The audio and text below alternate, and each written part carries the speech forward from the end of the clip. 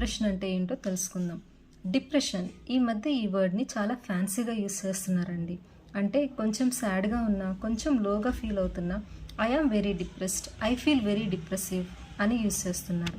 కానీ డిప్రెషన్ అనేది ఒక మెంటల్ హెల్త్ డిజార్డర్. ఈ సిమ్టమ్స్ ఏంటో మనం తెలుసుకుందాం. ఫస్ట్ వన్ వచ్చేసి depressed mood throughout the day, almost all the days. అంటే వీళ్ళు డిప్రెషన్ ఉన్న వాళ్ళు చాలా సాడ్గా, చాలా లోగా, లోన్లీగా ఉండాలని చూస్తారు. ఆల్మోస్ట్ ఎవ్రీడే ఇలాగే ఉంటుంది. నెక్స్ట్ వన్ వచ్చేసి loss of interest in all activities. అన్ని యాక్టివిటీస్లో కూడా ఇంట్రెస్ట్ కోల్పోతారు. ఒకప్పుడు వాళ్ళకి చాలా ప్లెజర్ ఇచ్చే యాక్టివిటీస్, స్పోర్ట్స్ ఆడడం కానీ, మూవీస్ చూడడం కానీ, షాపింగ్ చేయడం కానీ, ఒకప్పుడు వాళ్ళకి చాలా ఇంట్రెస్ట్, కానీ ఇప్పుడు మొత్తం కోల్పోతారు.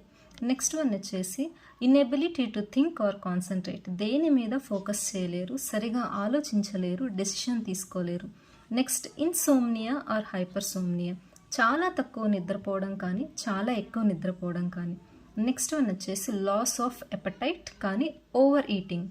అంటే లాస్ ఆఫ్ ఎపటైట్ అంటే అసలు ఫుడ్ మీద ఇంట్రెస్ట్ ఉండదు, ఫుడ్ తినాలనిపించదు. తిన్నా తినకపోయినా కూడా లాస్ ఆఫ్ వెయిట్ అవుతారు, లేకపోతే ఓవర్ వెయిట్ అయినా అవుతారు. నెక్స్ట్ వన్ వచ్చేసి లాస్ ఆఫ్ ఎనర్జీ. వాళ్ళ బాడీలో ఎనర్జీ అంతా పోతుంది, చాలా నీరసం అయిపోతారు. Next one is worthlessness, hopelessness. అంటే వాళ్ళు దేనికి పనికిరారు, ఒక కంప్లీట్ ఫెయిల్యూర్ అనిపిస్తుంది వాళ్ళకి. Next hopelessness. లైఫ్ మీద హోప్ పోతుంది, అన్ని దారులు మూసుకుపోయినాయి, ఇంకా ఈ లైఫ్ అనేదే వేస్ట్ అనే థాట్ ప్రాసెస్లో ఉంటారు. నెక్స్ట్ వన్ వచ్చేసి రికరెంట్ థాట్స్ ఆఫ్ డెత్. చనిపోవాలి, చనిపోతే ఎలా ఉంటుంది, చనిపోతే ప్రాబ్లమ్స్ అన్నీ సాల్వ్ అవుతాయి అనే ఆలోచనలో ఉండి సూసైడ్ అటెంప్ట్స్ కూడా చేసుకుంటారు. సో ఇవనేవి డిప్రెషన్ సిమ్టమ్స్ అండి. ఈ డిప్రెషన్ సిమ్టమ్స్ అనేవి almost 2 weeks of time, everyday 2 weeks of time కంటిన్యూస్గా ఉంటే మీరు డిప్రెషన్లో ఉన్నట్టు. అలా కూడా మీరు కంప్లీట్గా మీరు డిసైడ్ చేసుకోకూడదు.